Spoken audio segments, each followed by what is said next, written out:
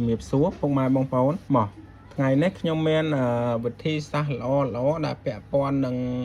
iPhone ពុកម៉ែបងប្អូនហ្នឹងហើយធម្មតាពេល iPhone របស់ពុកម៉ែបងប្អូនពេលដែលធ្វើការប្រើប្រាស់ណាពុកម៉ែបងប្អូនប្រើប្រាស់ឲ្យវាទេអាប់ដេតអញ្ចឹងពេលដែលវាទេអាប់ដេតអញ្ចឹងគឺសម្រាប់ iPhone មួយនេះពេលដែលអាប់ដេតកម្មវិធីទៅគឺវាទេទៅរក Apple ID ចាស់របស់គេណាហើយយើងដាក់ Apple ID ថ្មីហើយយើងលុបចោលយើងដោតម្ដងទៀតគឺបានពុកម៉ែបងប្អូនអត់អីទេគោប៉ុន្តែវាលុបឯកសារមិនពុកម៉ែបងដូចឧទាហរណ៍តិន័យនេះណាតិន័យដែលយើងលេងមាន account មានអីហ្នឹងពុកម៉ែបងពេលដែលយើងលុបដាក់ Apple ID ថ្មីវាអាប់ដេតអត់បានទេអញ្ចឹងយើងត្រូវការលុបកម្មវិធីហ្នឹងទៅ down កម្មវិធីហ្នឹងម្ដងទៀតណាពុកម៉ែបងហើយពេលដែលយើង down កម្មវិធីម្ដងទៀតគឺវា log in ហើយពុកម៉ែបងគឺវាអត់នៅរក្សាតិន័យចាស់ណាពុកម៉ែបងឥឡូវខ្ញុំមានវិធីសាស្ត្រដោះស្រាយសម្រាប់បញ្ហាហ្នឹងណាពុកម៉ែបងពេលដែលយើងដាក់ Apple ID ថ្មីហើយគឺយើងអត់បាច់ delete app ទេណាយើងដើម្បីរក្សាតិន័យចាស់យើងចូលកន្លែងនេះណាចូលក្នុង setting មកហើយបន្ទាប់មកគឺយើងយក general បន្ទាប់មកគឺយើងយកកន្លែងនេះមកម៉ែបងហើយទៅរកកម្មវិធីណាដែលយើងត្រូវការ update មិញនេះណាពុកម៉ែបងនេះតិន័យវាគឺរបស់គេគឺមួយ G ជាងម៉ែបងពេលដែលយើងធ្វើការ delete ហើយ down ម្ដងទៀតគឺបាត់ហើយតិន័យហ្នឹងណាឥឡូវយើងកុំចង់ឲ្យបាត់យើងចូលក្នុងហ្នឹងមកយើងយកអាខាងលើនេះពុកម៉ែបងនេះយក Office ការ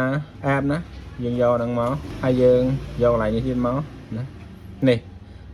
ពេលដែលយើងលុបអញ្ចឹងហើយគឺតិន័យគឺនៅតែណាពុកម៉ែបងហើយអញ្ចឹងយើងចូលទៅក្នុង app របស់យើងវិញមកណាយើងធ្វើការ install វាវិញមកនេះឥឡូវវាកំពុងធ្វើការ install ហើយពុកម៉ែបង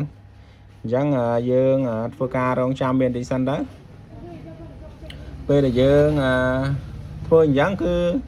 ស្រួលពុកម៉ែបងវាអត់លុបតិន័យចាស់របស់អតិថិជនដែលគាត់ប្រើប្រាស់ជាមួយ app មួយហ្នឹងក្នុង app នីមួយពេលដែលយើងប្រើប្រាស់យើងប្រើច្រើនមែនទេពុកម៉ែបងអញ្ចឹងវាមានកលុកកលាក់មានអីវែងឆ្ងាយពុកម៉ែបងហើយពេលដែលពុកម៉ែបងប្អូន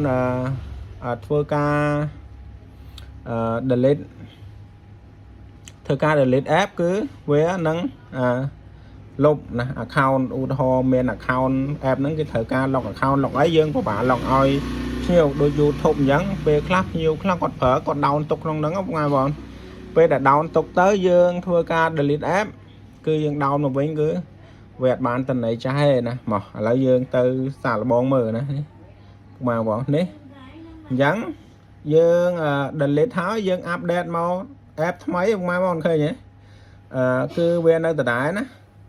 គឺវានៅដដែលវាអត់លុបទេឥឡូវយើងឧទាហរណ៍ app មួយទៀតពុកម៉ែបងណាយើងឧទាហរណ៍ទៅលើ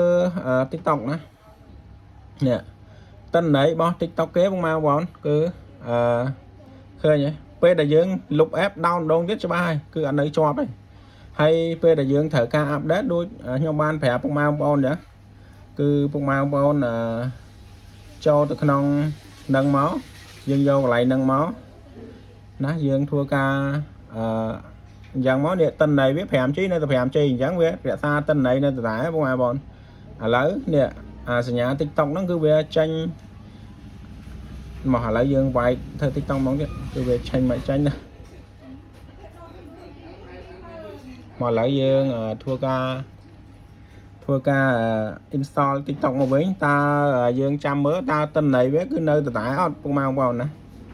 មកឥឡូវយើងរងចាំមើលទាំងអស់គ្នាយើងបដូរ Apple ID ចាស់មក Apple ID ថ្មីគឺយើងធ្វើអញ្ចឹងគឺមានភាពងាយស្រួលជាងណាអញ្ចឹងខ្ញុំគិតថានេះជាបទពិសោធន៍មួយល្អដែរសម្រាប់ចែកម្លែកជូនពុកម៉ែបងប្អូននិងមិត្តជាងយើងមកឥឡូវយើងទៅមើលកម្មវិធី TikTok មកវិញណាតើតិន័យវានៅដដែលអត់ពុកម៉ែបងប្អូនណាមកឥឡូវយើងចូលមកនេះពុកម៉ែបងប្អូនអញ្ចឹងការ delete app ហើយយើងទុកតិន័យគឺងាយស្រួលទេពុកម៉ែបងប្អូនណាអញ្ចឹងនៅក្នុងវីដេអូនេះគឺមានតែប៉ុណ្្នឹងទេជាចុងក្រោយកុំភ្លេចជួយ subscribe channel មួយផង follow page like share ដើម្បីជួបគ្នានៅវីដេអូក្រោយអរគុណជំរាបលា